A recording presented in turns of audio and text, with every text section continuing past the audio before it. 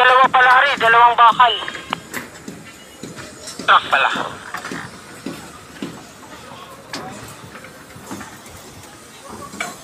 Humahabol yung building mo sila. Ha?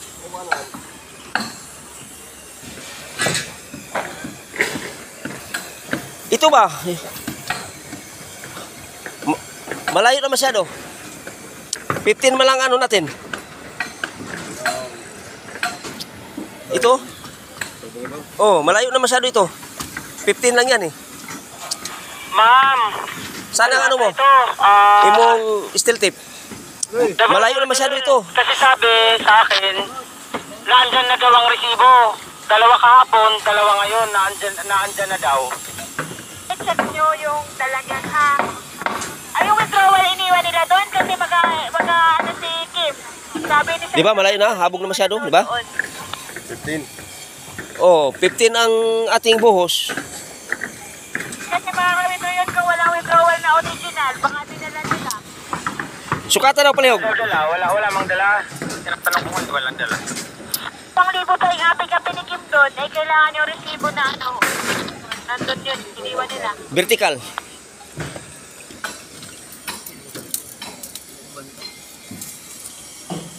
Break, tata. 15. Kaya pa, sir. Ha? Kaya pa. Asang 15? Tata. Kaya pa kasi kuha naman to dito. Ito ba ito? Wall naman dyan, wall. Ha? Wall na yan. Wall na yan dito. Kabirin pa yan. Sobra na oy. Imong flooring dili ra oh. Tata. Mulutaw na ba? Break, tata. Kaya, 15 oh. Ha? 15 oh, lutaw na. 15 man ang flooring. Unod pa yan. Ah, mo na i-plaster yun kay mo lutaw na. Dapat ilalom na siya. Kani po do lutaw ni. Mulutaw ni siya.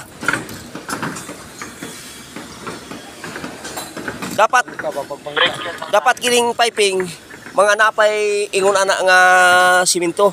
Kana siya lutaw na siya. Gamay na lay kay kuan na. Iusab na, iusab.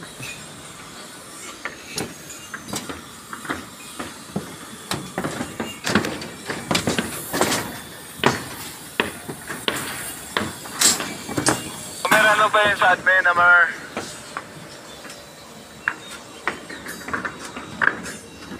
Amar. Building 21. I'm standing at building 21. Inspecting electrical. Inspecting electrical.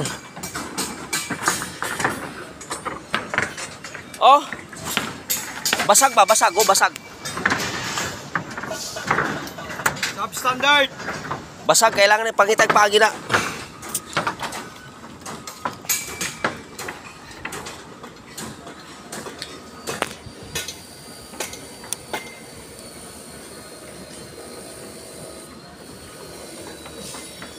Brake aris. Brake aris.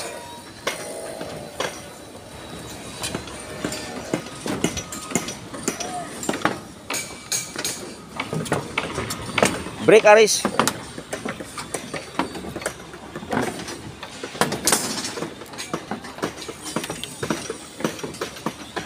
Brake aris.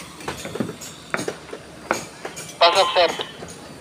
Kaning building 21 ba? Nganong nagpapirma pa man ka wa pa sa electrical, wa pa magali ni hallway. Nganong gipirmahan man nimo na nga wa pa may hallway gali dire?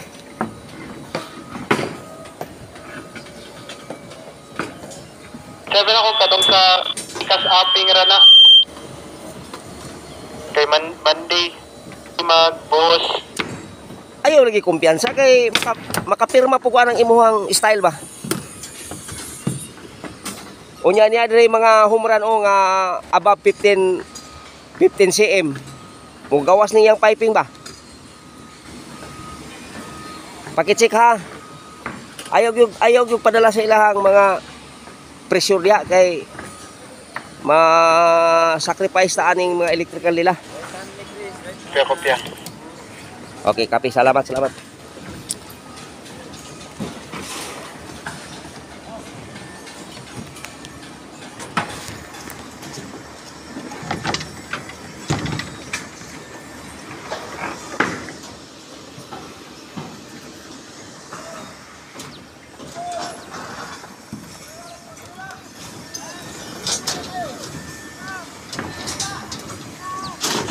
So guys, kailangan nyo talaga close monitoring of their electrical piping.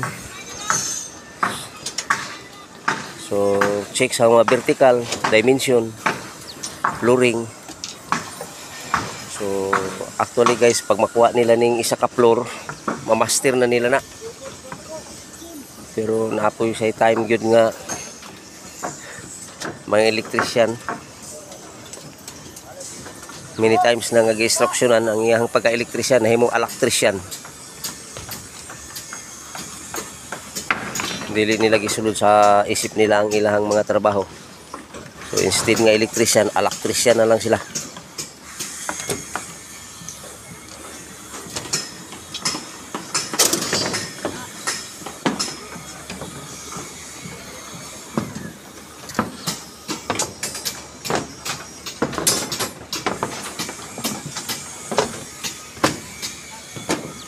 So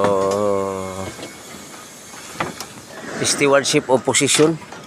So kailangan yun talaga standard. Sometimes magsunod ta sa standard, abi nila stricto. So dili ni stricto kundi sundo na to ang standard. So electrical code, mga ma-meet na to ang standard sa electrical building electrical code, building electrical code, and also Philippine Electrical Code.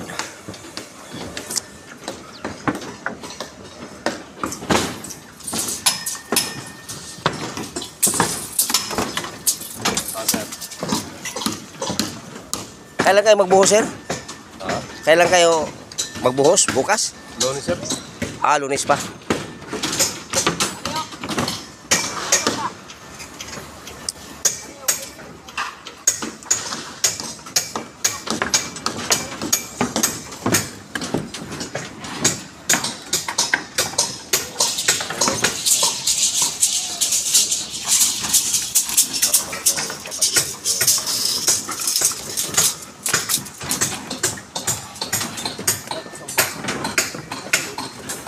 Hey! Oy! So, update building 21, second floor. Update building 21, second floor. So, preparation for their buhos.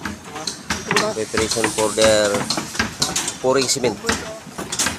Preparation for their pouring cement. So, update April 5, 2025. April 5, 2025. So, their expected schedule of pouring cement for their second floor, Monday daw, Monday. So, thank you guys for updating our educational video. May the Lord bless you more. And hoping you guys that you acquired knowledge, skills, ability of building construction, whether in plumbing, whether in steelman, mason, or electrical. So thank you guys. Have a blessed day. Blessed be the name of the Lord God the Almighty, in the name of our Lord Jesus Christ. Praise be to God the Father the Almighty, the creator of the universe, only in the name of our Lord Jesus Christ. Amen, amen, amen. Thank you for subscribing our YouTube channel, sharing our YouTube channel, and like our YouTube channel. Blessed be the name of the Lord. God bless you guys in Jesus' name. Amen.